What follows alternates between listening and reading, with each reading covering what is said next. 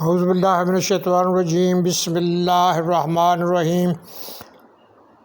سیکھنا سب کے لیے ٹی سیریز، اور یہ میری آپ بیتی جس کا عنوان ہے نگاہ بانی، اس کے صفحہ 566 پر میں نے جو کچھ مختلف قسم کی تقریریں دیکھی ہیں، اس میں ایک تقریر ہے گنگوی اور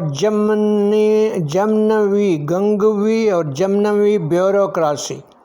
ہمارے معاشرے کے سیاسی، سماجی اور ثقافتی پہلو ایک تلاطم کا شکار رہے ہیں۔ بیوروکریسی کا رویہ یہ رہا ہے کہ فوجی جنرلوں کی حکومت ہو یا سیاسی حکومتیں ہوں، ان حکومتوں کے سربراہوں اور سرکردہ لوگوں کو اسی طرح کے راستے تلاش کر دیتے ہیں جس پر وہ اپنی حکمرانی گامزن کرنا چاہتے ہیں، خود بھی ویسے ہی بن جاتے ہیں۔ حکمران چاہتے ہیں تاکہ ہر طرح کے اس طرح سے وہ یہ چاہتے ہیں کہ ہر طرح کے حکمرانوں سے فوائد حاصل کر سکیں، یعنی گنگا گئے تو گنگا رام اور جمنا گئے تو جمنا داس، گویا بیوروکریسی حکمرانی کی خواہشات کے مطابق کام کرتی رہی ہے اور اس طریقے سے اپنے مقاصد حاصل کرتی رہی ہے۔